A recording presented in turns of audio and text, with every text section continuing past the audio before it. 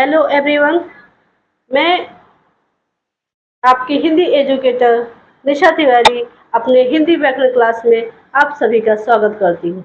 जैसा कि आपने पिछले वीडियो में देखा होगा कि हमने स्वर की परिभाषा पढ़ाई, उसके प्रकार पढ़ाए और व्यंजन भी पढ़ाए। तो आज हमारा टॉपिक है अयोगवाह। अयोगवाह पढ़ने से पहले हमारी एक पंक्ति है कि जब किताबों में आपका सर झुका होगा तो समाज में आपका सर उठा रहेगा। तो कोशिश कीजिए कि आप पढ़ाई पर ज़्यादा से ज़्यादा समय दें। ठीक है, तो आइए अयोगवाह क्या होते हैं। जैसा कि हमने बताया था कि अयोगवाह होते हैं जिनकी संख्या न तो हम स्वर में करते हैं न व्यंजन में करते हैं, लेकिन वो एक चिन्ह के रूप में माने जाते हैं। तो यहाँ पे जो है यहाँ पे हमने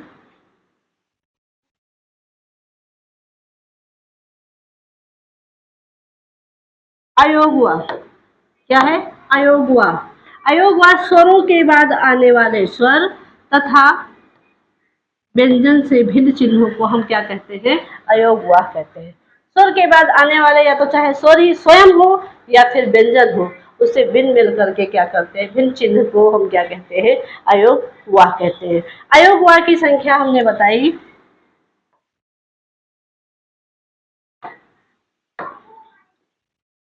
अयोगवाह की संख्या हमने बताई कि ये अंग है, ठीक है, और एक संख्या है।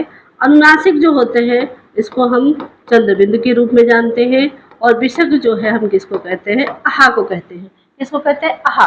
ठीक है, जिसके पीछे दो बिंदु लगी हो उसको हम विसर्ग की संख्या में रखते हैं या विसर्ग की श्रेणी में हम रखते हैं। तो आगे देखिए, अनुसार को हम और किन किन चीजों से जानते हैं। ठीक है, तो आगे हम देखते हैं कि क ख ग घ जो हमने पढ़ा इसका पांचवा अक्षर च छ ज झ य, इसका पांचवा अक्षर त थ ड ढ ड़, इसका पांचवा अक्षर त थ द ध न, इसका पांचवा अक्षर प फ ब भ और म, इसका पांचवा अक्षर। जितने भी ये पांचों अक्षर हैं उनको भी हम अनुसार की संख्या में रखते हैं। पांचवा अक्षर व्यंजन का, जो स्पर्श व्यंजन का जो पांचवा अक्षर जितना भी आता है ये भी किस में आते हैं, अनुसार में आते हैं। ठीक है, जैसे हमने यहाँ पे इया लिया, कैसे अगर व्यंजन लिखना होता था तो हम ऐसे करके ऐसे व्यंजन लिखते थे। कैसे लिखते थे, कैसे लिखते थे, ऐसे व्यंजन। लेकिन हम क्या कर दिए, इनको हम किसकी श्रेणी में ले आए, ऐसे अनुसार लगा दिया। क्या लगा दिया, अनुसार। अब जो है व्यंजन इस तरीके से लिखा जाता है। ठीक उसी प्रकार से सब ये जितने भी, चाहे वो अंगा हो, इया हो, ड़ा हो, ना हो या मा हो, इन सब को जब ये आधा आधा वर्ण आते हैं तो हम इनको क्या करते हैं, अनुसार के रूप में लगा देते हैं। क्लियर, इसमें लगा देते हैं, अनुसार के रूप में लगा देते हैं। ठीक है, तो अब आइए, पहला रूप क्या है हमारा, अनुसार। क्या है, अनुसार। अनुसार जो होता है, जब जो स्वर, ठीक है, जब किसी वर्ण का उच्चारण करते समय वायु केवल नाक की सहायता से निकलती है। ठीक है, जब हम कोई भी ऐसा वर्ण है जो उच्चारण करते समय हमें नाक की सहायता लेनी पड़े तो वो हमारा क्या कहलाता है, अनुस्वार कहलाता है। ठीक है, जब किसी वर्ण का उच्चारण करते समय केवल नाक से बाहर हवा निकलती है, ठीक है, और ऊपर क्या लगाया जा रहा है, बिंदु लगाया जा रहा है। ठीक है, तो वही हमारा क्या होता है, अनुसार होता है। क्लियर,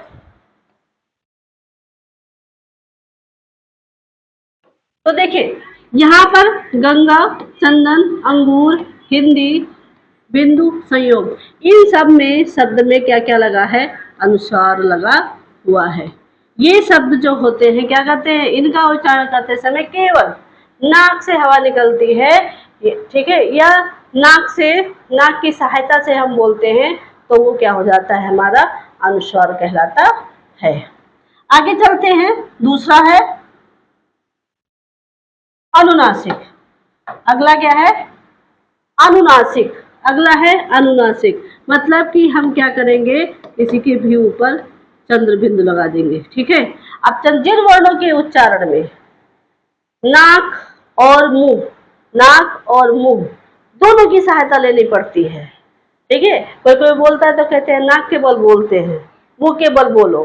ठीक है। तो अनुस्वार में हमने नाक की सहायता ली थी, लेकिन जब अनुनासिक बोलना होगा तो हम क्या करेंगे, नाक और मुंह की दोनों की सहायता लेंगे। तो परिभाषा देखिए, जिन वर्णों के उच्चारण में हवा नाक और मुंह दोनों से बाहर निकलती है और उसके ऊपर क्या हो जाएगा, चंद्र बिंदु लगा होगा, तो वो हमारा क्या कहलाता है, अनुनासिक कहलाता है। क्लियर? आगे उदाहरण देखिए कुछ, आंख, गांव, माँ, चांद, हंस और 5। अगर आपके पास कोई और भी शब्द है तो आप हमें चंद्रबिंदु से संबंधित कमेंट बॉक्स में शब्द दे सकते हैं। ठीक है।